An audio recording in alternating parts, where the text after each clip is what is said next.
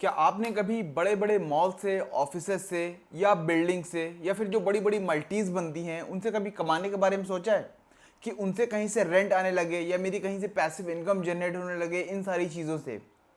Impossible लगता है ना। But welcome to the world of REETs. यहाँ पे मैं आपको आज ऐसी बातें बताने वाला हूँ या ऐसी चीज़ों से इन्वेस्टमेंट के थ्रू बताने वाला हूँ जहाँ पे आप इन सब में भी जाके इन्वेस्ट कर सकते हो और अच्छी खासी इनकम जनरेट कर सकते हो।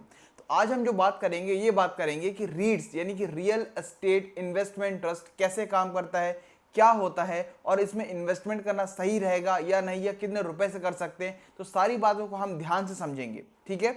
चलिए बिना टाइम वेस्ट के हम स्टार्ट करते हैं। तो सबसे पहले समझते हैं what is a REET. REET होता क्या है?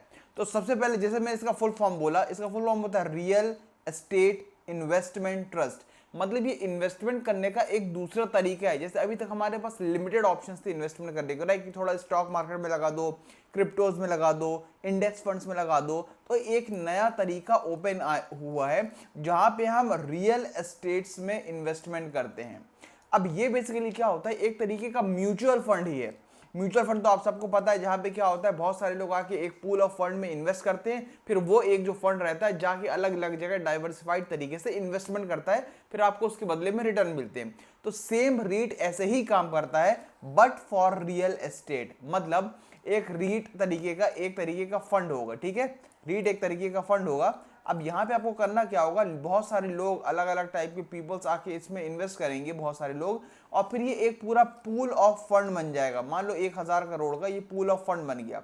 अब ये फंड करेगा क्या, जितनी भी बड़ी बड़ी प्रॉपर्टीज है, बड़े बड़े प्रोजेक्ट्स चल रहे हैं, बड़े बड़े मॉल्स बन रहे हैं, हर जगह जाके थोड़ा थोड़ा इन्वेस्टमेंट करेगा और फिर वहां से जितनी भी इनकम जनरेट होगी वो फिर जिन लोगों ने इसमें इन्वेस्ट किया था उन सबको थोड़ा थोड़ा in the form of rentals उन लोगों को बांट दिया जाएगा। एक बात बनिए, 90% ऑफ द जो जनरेट करती है ना ये रीट फंड्स जो जनरेट करते हैं ये लोगों में डिस्ट्रीब्यूट कर देते हैं। तो ये है रीट की खासियत कि ये सिर्फ रियल एस्टेट इन्वेस्टमेंट्स के लिए बना है। तो बेसिकली उन लोगों का सपना यहाँ पे सच हो जाता है जो लोग खुद की प्रॉपर्टी नहीं खरीद पाते। तो यहाँ पे उनको बहुत फायदा मिल पाता है क्योंकि वो थोड़े थोड़े अमाउंट में खरीद पाते हैं। आइए इसके बारे में और आगे जानते हैं। सबसे पहले देखते हैं रीट्स काम कैसे करते हैं, राइट। तो सबसे पहले अगर आप मान लो आपको रीट्स में इन्वेस्ट करना हो, सबसे पहले क्या करना होता है, आपको रीट्स के यूनिट्स लेने होते हैं। जैसे कि हम स्टॉक लेते हैं, जैसे हमने एक स्टॉक ले लिया टाटा का, दो स्टॉक ले लिए टाटा के, वैसे आप यू रीट्स में स्टॉक नहीं लेते बल्कि आप यहाँ पे क्या करते हैं, उनके यूनिट्स खरीदते हैं। तो ये और कहीं नहीं, जहाँ पे आप स्टॉक मार्केट में इन्वेस्ट करते हैं जिन प्लेटफॉर्म से, उस वही प्लेटफॉर्म में जाके आप रीट्स सर्च करेंगे तो वहाँ पे आपको यूनिट्स मिल जाएंगे कि आप किस फंड का कितने यूनिट्स खरीदना चाहते हैं। 2 यूनिट खरीदना चाहते हैं, 3 यूनिट खरीदना चाहते हैं, 10 यूनिट खरीदना चाहते हैं। तो सबसे पहले आप क्या करते हो, बाय करते हो रीट यूनिट, राइट। देन अब जब आप रीट में बाय कर लिया, आपने यूनिट्स बाय कर ली, तो वो रीट फंड जो है वो क्या करेगा, जाके अलग अलग प्रॉपर्टीज में पैसे इन्वेस्ट कर देगा, लगा देगा। मान लो उसने क्या किया, कोई बड़ा सा मॉल का प्रोजेक्ट चल रहा था, उसने मॉल में जाके पूरा इन्वेस्ट कर दिया, पूरा पैसा मॉल में लगा दिया, राइट। अब उस मॉल में अलग अलग दुकानें खुलेंगी, शॉप खुलेगी, तो वो मॉल वाले क्या करेंगे, जो मॉल में शॉप उन्होंने पैसे लगाए वो मॉल वाले क्या करेगा, रेंट कलेक्ट करेगा, राइट। अब वो जो रेंट कलेक्ट करेगा तो फिर उस रेंट कलेक्ट करने के बाद क्या होगा, वो जिन लोगों ने इन्वेस्ट किया उन लोगों को डिविडेंड के फॉर्म में पैसा देगा। और जब रीट वालों को डिविडेंड रिसीव हो जाएगा तो ये पब्लिक को आके पैसा डिस्ट्रीब्यूट कर देंगे, यानी कि पैसा बांट देंगे। यहाँ पे मैंने बताया था जैसे 90% प्रॉफिट डिस्ट्रीब्यूट हो जाता है तो 90% ऑफ पैसा पब्लिक को बढ़ जाता है। थोड़ा बहुत वो अपना कमीशन चार्ज करते हैं, वो अलग बात है। तो इस तरीके से काम करता है हमारा रीट। अब बात करते हैं कि इन्वेस्टर्स रीट्स को इतना ज्यादा पसंद क्यों करते हैं, क्यों ये आजकल मार्केट में बहुत बूम पे चल रहा है। तो सबसे पहली और सबसे मेजर बात आती है यहाँ पे स्मॉल एंट्री टिकट है। मतलब यहाँ पे आप बहुत कम अमाउंट से, लगभग 10 से 15 हजार में आप स्टार्ट कर सकते हैं। सोचिए अगर मान लो आप प्रॉपर्टी खरीदने जाते हो तो 10 से 15 हजार मिलती, क्या आपको 1 फीट भी जगह नहीं मिलती। आज भी आप मिनिमम प्रॉपर्टी का रेट देख लो तो कम से कम 15 से 20 लाख की एकदम मिनिमम बहुत दूर प्रॉपर्टी शहर से मिलेगी। तो अब अगर आप रीट्स में यानी बड़े बड़े मॉल्स में इन्वेस्ट कर रहे हो, सिर्फ 10 से 15 हजार रुपए का आपका 1-2 यूनिट मिल जाएंगे आपको। तो सबसे मेजर बात यहाँ पे बहुत स्मॉल एंट्री टिकट है। दूसरी बात हाई लिक्विडिटी। इसका मतलब क्या होता है, आप जब मर्जी आए, आपको पसंद नहीं आ रहा है, बेच के निकल सकते हो, यानी कि सेल आउट आप जब मर्जी आए कर सकते हो। जैसे हम स्टॉक्स जब मर्जी आए बेच सकते हैं, हमें कोई कंपनी पसंद नहीं आ रही। बट यहां पे भी सेम चीज ऐसी होती है कि आपको पसंद नहीं आ रही कोई रीट तो आप उसको बेच के निकल सकते हो। सोचिए अगर आप इसकी जगह अगर प्रॉपर्टी ओन कर दे, मान लो आपकी 15 लाख की प्रॉपर्टी होती, तो क्या ऐसा होता कि आपको वो प्रॉपर्टी पसंद नहीं आती तो आप बेच सकते तुरंत में? कभी नहीं बेच पाते। उसके लिए आपको मेहनत करनी पड़ती, ढूंढना पड़ता बायर्स, तब आप उसको बेच पाते। बट रीट्स के केस में आप इमीडिएटली सेल आउट करके निकल सकते हो।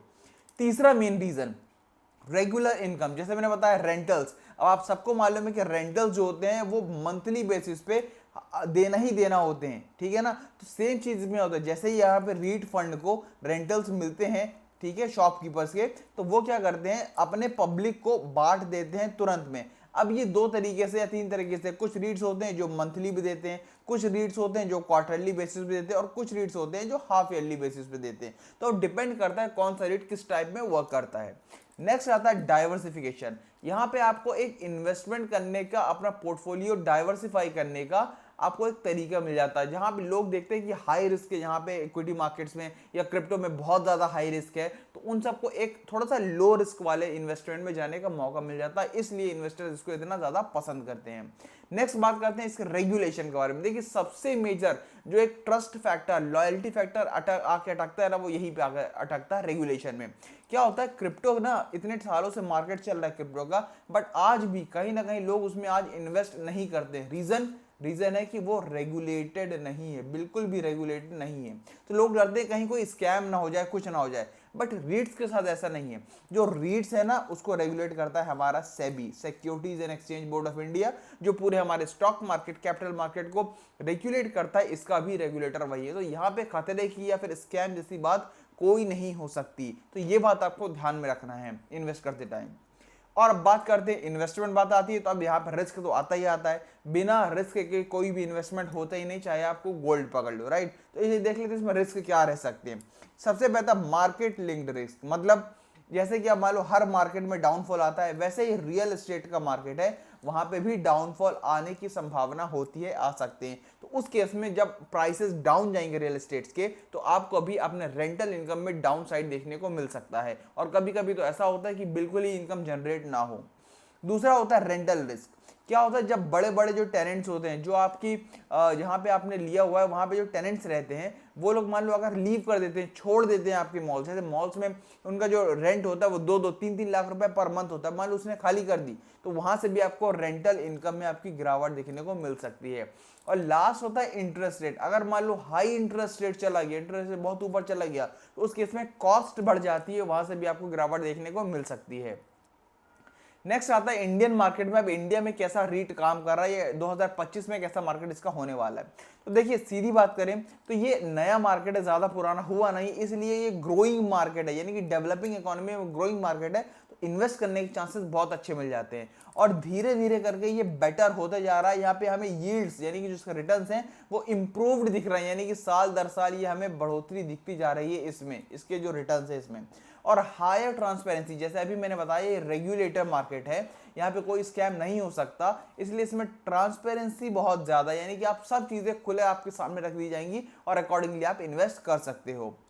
नेक्स्ट बात करते हैं अब आपको स्टार्ट करनी जर्नी तो कैसे करें। तो सबसे पहले आपको जो भी प्लेटफॉर्म जैसे मैंने बताया जहां से आप स्टॉक्स खरीदते हो, उस प्लेटफॉर्म पे जा सकते हो, या फिर नेट में अलग अलग वेबसाइट्स बनी हुई हैं, आप उनमें जाके रीट्स के बारे में सर्च कर लो कि टॉप रीट्स कौन से हैं या ट्रस्टेड रीट्स कौन से, वहां जाओ उनको सर्च करो, और सर्च करने के बाद आप स्मॉल रुपए से या स्मॉल अमाउंट से इन्वेस्ट करना स्टार्ट कर सकते हो। मिनिमम 10 से 1000 से अगर आपने स्टार्ट कर दिया इन्वेस्ट करना, तो भी बहुत अच्छे तरीके से देखा जा सकता है यहाँ पे। और लॉन्ग टर्म के लिए सोचना, ये बात आपको ध्यान रखना है, आपको यहाँ पे ये चीज बिल्कुल देखने को नहीं मिलेगी कि आप शॉर्ट टर्म में पैसा कमाओ। अगर आप लॉन्ग टर्म तक टिक सकते हो तभी रीट्स के अंदर आना, वरना मत आना। तो ये 3 मेजरली हो सकते हैं कैरेक्टरिस्टिक रीट्स के।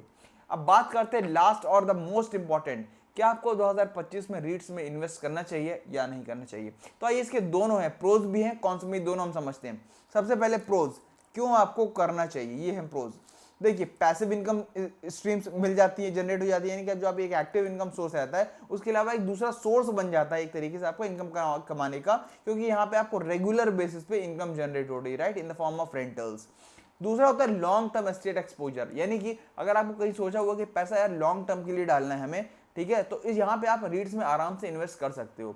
और ये शॉर्ट टर्म जो वोलेटिलिटी यानी कि जो मार्केट में अप्स एंड डाउन्स आते रहते हैं, तो इसको इजीली हैंडल कर लेता है, क्योंकि यहाँ पे मेन फोकस जो रहता है वो लॉन्ग टर्म का रहता है। तो इसलिए आप यहाँ पे रीट्स में आराम से इन्वेस्ट कर सकते हो। अब बात करते हैं क्यों नहीं करना चाहिए। सबसे पहला रीजन, गारंटीड रिटर्न्स। हालांकि मान लिया कि रेंट्स जो होते हैं वो आपको हर महीने मिलते रहते हैं या फिर क्वार्टरली बेसिस मिलते रहते हैं, बट यहाँ पे गारंटीड नहीं है। क्यों? क्योंकि हो सकता है कि रियल एस्टेट के जो दाम है वो गिर जाएं, या फिर कोई बड़ा टेनेंट जैसे अभी हमने पढ़ा वो छोड़ के चला जाए, तो उस केस में रिटर्न आपके डाउन हो सकते हैं।